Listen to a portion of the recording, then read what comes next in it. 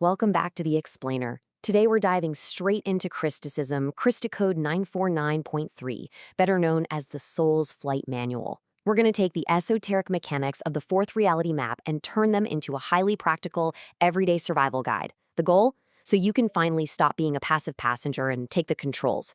We're going to move pretty quickly through the setup phases today so we can spend the bulk of our time on the main event, the actual, literal physics of how you wield cosmic energy in your daily life. Here is our flight path for today. We'll be hitting becoming a co-creator, the cosmic bank account, piloting your hardware, unlocking soul superpowers, and then our absolute main focus for today's deep dive, energy, service, and authority. All right, part 1, becoming a co-creator, stepping out of the passenger seat.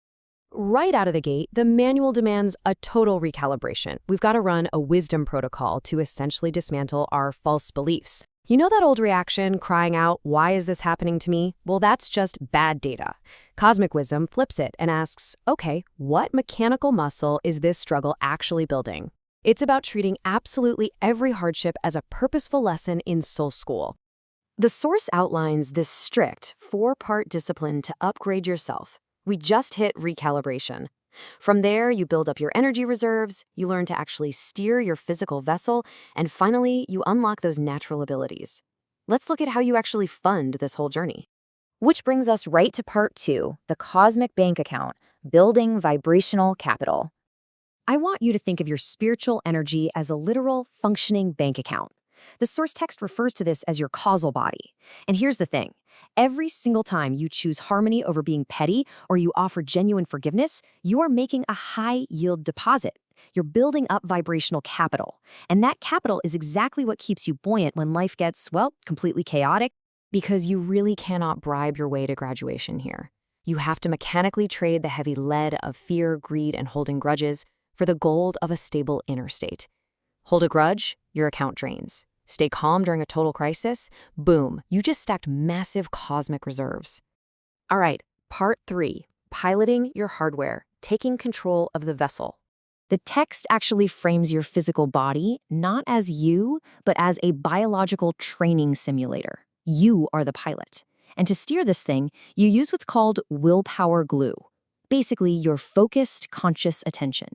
You use this glue to keep your soul totally centered in your core engine, which the source calls the threefold flame of power, wisdom, and love. So when the simulator throws a crazy storm of hormones or physical pain at you, a fully trained pilot doesn't panic. They treat it as necessary resistance training. You just ride out that emotional turbulence without ever letting it grab the steering wheel. It isn't some cosmic betrayal, it's literally just training. Moving into part 4, unlocking soul superpowers, the arsenal of the spirit. Now, these aren't presented as mystical miracles. They are dormant abilities that naturally come online as your vibration rises and your spiritual gravity lightens up. We're talking about unlocking deep, reliable intuition, the ability to project this frequency-scrambling tube of light around yourself, and literally shifting environments just by utilizing the law of the word. You start to realize you're an advanced consciousness on a test run. And that brings us to our absolute main event for today, where we're really going to focus our attention.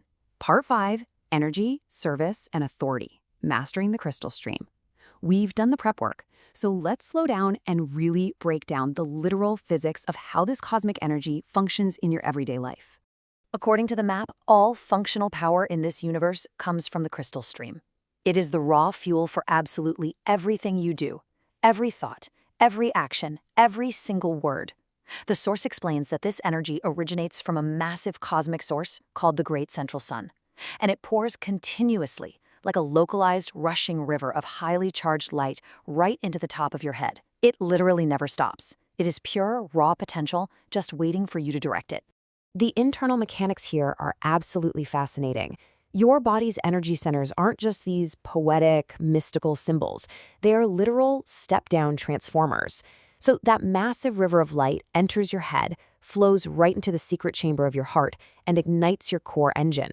Then, those 7 transformers calibrate that pure, raw power into specific frequencies, like physical movement, emotions, logic, and intuition. It's this elegant, highly advanced system of pure physics happening inside your biology right this second. But here is perhaps the most severe mechanical rule in the entire source material. This energy is alone. The universe is essentially lending you this highly potent fuel, making you the steward of it. And wherever your willpower glue goes, this energy follows. If you leak it, say by pouring your attention into endless rage, anxiety, or addiction, your account goes spiritually bankrupt. You've just wasted the fuel. But if you direct it with calm, deliberate focus, you can clear a toxic room, heal a situation, and massively multiply your cosmic capital. When you manage that energetic loan well, you step into something called the law of exchange. And true service here isn't just basic charity, it's high-level cosmic investing. Because you have the energy reserves, you act as a literal vibrational buffer. You walk into a heavy, toxic space, and your stabilized energy absorbs that friction and converts it back to light. Even better, you start mentoring other people. You hand other souls this survival manual so they have the tools to rescue themselves. That is exactly how you use your surplus energy to start changing the grid. Now, you might be wondering, why do we have to do all this heavy lifting ourselves? Well, this is a massive point in the text. It's because of the law of non-interference. There's this entire hierarchy of master teachers, advanced beings who have already graduated from this Earth lab, but they are legally barred from swooping in and fixing our problems. They absolutely cannot intervene unless someone physically, literally standing inside the Earth lab gives them explicit permission to do so. We are the ones who have to open the door. And you do that by issuing a conscious call or decree, like literally saying out loud, "In the name of the great central sun, I call for light to dissolve this entropic cluster." When you do that, you use your localized, physical vote to grant those master teachers the legal authority to act on your behalf. You aren't just hoping or praying, you are signing a cosmic order form with your authorized light. This is how the battle for the planet's frequency is actually fought. Not with angry arguments, but with high-voltage, authorized light directed by fully conscious soul pilots who know exactly how to use their voice. So the ultimate question the fourth reality map leaves us with is this. Are you ready to step out of the passenger seat?